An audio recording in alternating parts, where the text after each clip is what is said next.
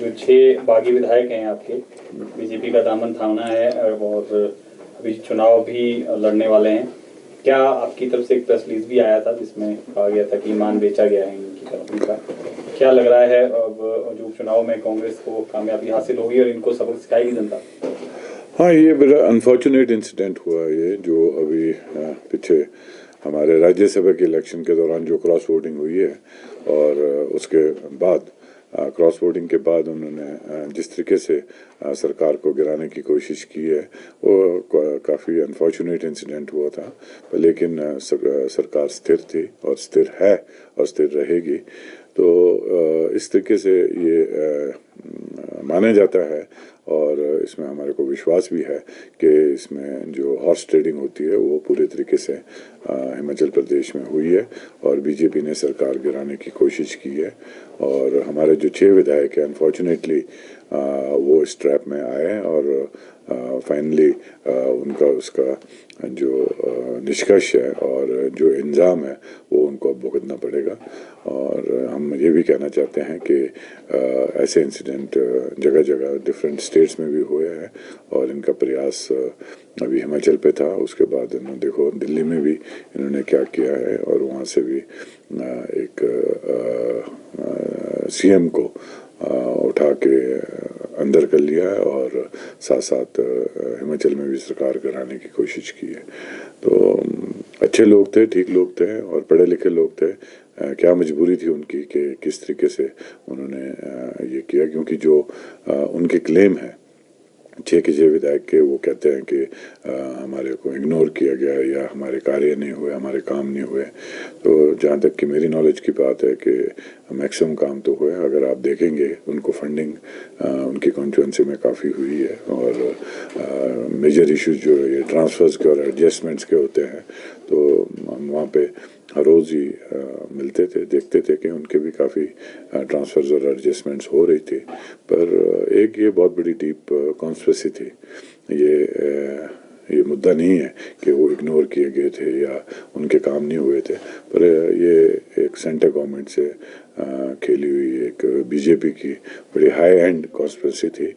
क्योंकि वो जिससे कहते हैं कि हम कांग्रेस मुक्त भारत चाहते हैं, तो यहाँ की जनता ने अभी 1.5 साल पहले चुन के भेजा है लोगों कांग्रेस पार्टी को, तो उसी को गिराने की उनकी एक प्रयास रहा है। और जिस तरीके से हमारे स्टेट में बीजेपी की नेतागण जो कह रहे हैं कि हम गवर्नमेंट कराएंगे, हम आएंगे, तो वो दर्शाता है कि उनको कुर्सी की कितनी एक भूख है और वो कुर्सी पे कैसे आना चाहते हैं, चाहे हुक और क्रुक से। बीजेपी अभी भी कह रही है कि सरकार बचेगी नहीं और हम लोकसभा के साथ साथ विधानसभा में भी हिमाचल में सरकार बनाएंगे। कुछ और विधायक भी उनके संपर्क में, इस तरह का दावा लगातार बीजेपी कह रही है। क्या लग रहा है कि हम इतना कहना चाहते हैं और कि कांग्रेस की सरकार पूरे 5 साल निकालेगी। और अभी जो हमारे विधानसभा के इलेक्शन होंगे उसमें हमारे कम से कम मिनिमम 6 में से हम कोशिश तो 6 की करेंगे, पर 4 या 5 ज़रूर हम जीत के आएंगे। और जहाँ तक कि बीजेपी का कहना है कि हम 4 तारीख को नेशनल लेवल पे भी और स्टेट लेवल पे अपनी सरकार बनाएंगे, वो उनकी गलतफहमी है। और अभी जो फील्ड में आएंगे, इलेक्शन के दौरान आएंगे, तो बहुत मुद्दे हैं हमारे पास। उनकी जो जो हिमाचल के लोग हैं उनके प्रति जो उनकी एंटी पॉलिसीज़ है वो भी हम दर्शाएंगे लोगों के बीच। हमने अभी 1500 का 1 साल पहले शुरू किया था महिला को देना 18 साल से 60 साल तक के, उसको भी उन्होंने रोकने का प्रयास किया है। वो कमीशन में गए हैं, इलेक्शन कमीशन में गए हैं और हमने भी अपना पक्ष रखा है कि ये जो एक्सरसाइज थी ये कम से कम 1 साल पहले शुरू हो चुकी थी, तो इसको अभी रोकने का कोई महत्व नहीं बनता है। और साथ साथ वो बोलते हैं कि हमें कांग्रेस की जो गारंटियां हैं वो पूरी नहीं कर रहे हैं, और जो गारंटियां हम पूरी करने का प्रयास कर रहे हैं उसमें वो अड़ंगा अड़ाने की कोशिश कर रहे हैं। और डिज़ास्टर के दौरान तो सभी ने देखा, जब ये आपदा आई थी हिमाचल की हिस्ट्री में पहली बार इतनी बड़ी आपदा आई, तो उन दौरान उनका जो एंटी रोल रहा है, और यहाँ से जाके डेपुटेशन में यहाँ से जाके और अपने सीनियर लीडर्स को दिल्ली में मिलके और ब्यूरोक्रेसी के थ्रू प्रेशर डाल के सारी फंडिंग रोकने की कोशिश की गई।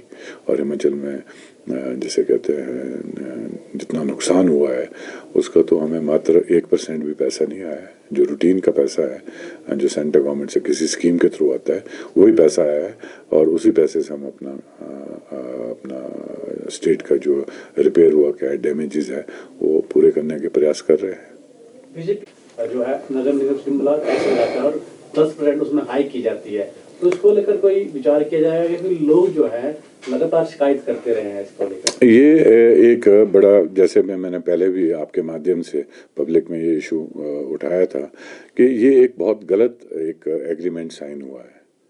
ये एक वर्ल्ड बैंक के साथ प्रीवियस गवर्नमेंट ने, जब ये स्कीम का ये चल रहा था पानी को उठाने का, और प्रीवियस गवर्नमेंट में ये फाइनलाइज हुई थी, क्योंकि प्रयास तो ये बहुत पहले से चल रहा था, शिमला में पानी लाने का राजा वीरभद्र सिंह जी के टाइम से चल रहा था ये प्रयास। तो जब ये पिछली गवर्नमेंट में फाइनलाइज हुई है तो उन्होंने जो एग्रीमेंट्स बनाए हैं वो वर्ल्ड बैंक की शर्तों पे उन्होंने ये एग्रीमेंट्स बनाए, जहाँ की उनको अपने हक के लिए लड़ना चाहिए था। अब उसमें ये एग्रीमेंट में ये एक लॉ है कि हर साल 10% आपका बढ़ाएंगे, और 2025 तक, जब तक ऑगमेंटेशन पूरी नहीं होती है और डिस्ट्रीब्यूशन का आपका सिस्टम पूरा नहीं होता, तब तक आपके 10% बढ़ते रहेंगे। और एक बारी जब फुल कैपेसिटी में यहाँ पे जो पानी आएगा उसके बाद फिर ये डिडक्शन शुरू होगी और इसको नॉर्मल करने के, जो कि बहुत ही गलत है। तो अभी जो ये आजकल जो ये कि मुद्दा उठा हुआ है कि पानी के बिल नहीं आ रहे, तो अभी थोड़ी देर में इसी इशू पे एक मीटिंग है। मैंने सारे इनके HODs बुलाए हैं और आपके MDs हैं, इनके GMs हैं, एक्सियंस है, सबको बुला के उस इशू पे हम बात करेंगे कि अगर बढ़ाना है तो आप फैसिलिटी तो दीजिए लोगों को। पानी की जो आपूर्ति है, जो आपकी सप्लाई है लोगों के जा रहा है, तो उसके आप एक पूरा शेड्यूल बना के दें। और वर्ल्ड बैंक की कंडीशन को सोचेंगे। अभी ऐसे भी इलेक्शन टाइम है, आपने अभी तक बिल्स नहीं दिए लोगों को, तो हम ये कहना चाह रहे हैं कि एकदम आप कैसे 3-4 महीने की बिल्स इकट्ठे करके दोगे आप, तो एक बोझ पड़ेगा जिसे कहते हैं लोगों के ऊपर, कंज्यूमर के ऊपर, जो कि मैं बिल्कुल नहीं चाहता कि ऐसा भी हो। तो अभी इस मीटिंग में हमने आज डिसाइड करना है कि ये किस तरीके से हम इस प्रॉब्लम को सुलझाएंगे। पानी की शॉर्टेज रहती है शिमला में, क्या प्रबंध किए गए हैं? क्योंकि 24 घंटे का भी प्लान था, काफी लंबे समय से बातें हो रही, क्या उस दिशा में आगे जो अभी हमारे यहाँ पे जो कैपेसिटी है, जो हमारी आज की तारीख में हर रोज़ हमें इनके डिटेल्स आती है, 43-45% के लगभग हमारा वो चल रहा है पानी की MLD जो आ रही है स्टेट में, शहर में।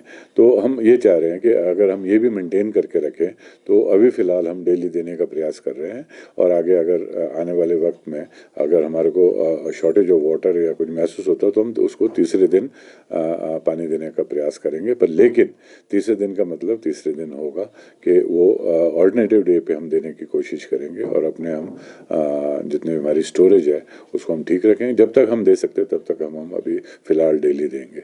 जहाँ तक 24/7 की बात है, तो इन्होंने अभी एक टेंडर किया है, और अभी मेरे ख्याल में आचार संहिता से 2 या 4 दिन पहले जो फाइनल कैबिनेट हुई थी उसमें उसको फाइनल किया गया है। कोई कंपनी आई है और उनको डिस्ट्रीब्यूशन के लिए वो टेंडर दिया गया है।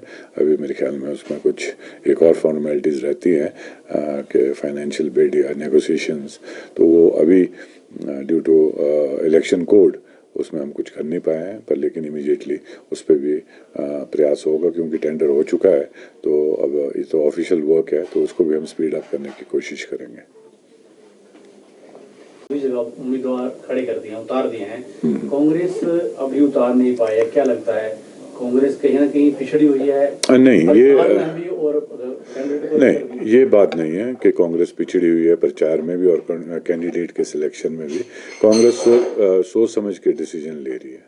कांग्रेस सोच समझ के डिसीजन लेगी और ये डिसीजन इसलिए सोच समझ के लेंगे क्योंकि हमने जल्दबाजी में कुछ नहीं करना है। बीजेपी को ये कार्य करना बहुत ज़रूरी था और उनको टाइमली कैंडिडेट देने भी ज़रूरी थे और बाहर लोगों के बीच जाना भी ज़रूरी था क्योंकि उनको मालूम है कि हम एक बहुत ही वीक फुटिंग पे हिमाचल में है और वो जितना से ज़्यादा टाइम वो उनको चाहिए था वो उसको लेने की कोशिश कर रहे हैं क्योंकि उन्हें अभी पूरा प्रयास करना है क्योंकि इस टाइम उनकी जो पोजीशन है स्टेट में वो बिल्कुल ज़ीरो बन चुकी है और अब यहाँ से आगे उनको वक्त भी चाहिए, टाइम भी चाहिए। तो जल्दबाजी में उन्होंने टिकट भी दिए और जल्दबाजी में वो आगे प्रचार में भी निकले हैं और उल्टी सीधी बातें कर रहे हैं। अगर आप उनके प्रचार को सुनेंगे तो उसमें उनका कोई कहना नहीं है, मुद्दे पे कोई बात नहीं हो रही है, बस सिर्फ बहुत हल्का सा और जिसे कहते हैं बगैर मुद्दे का प्रचार उनका इस स्टेट में चला है। शिमला उन चुनिंदा शहरों में से एक है जहाँ पर पानी जो है महंगा है और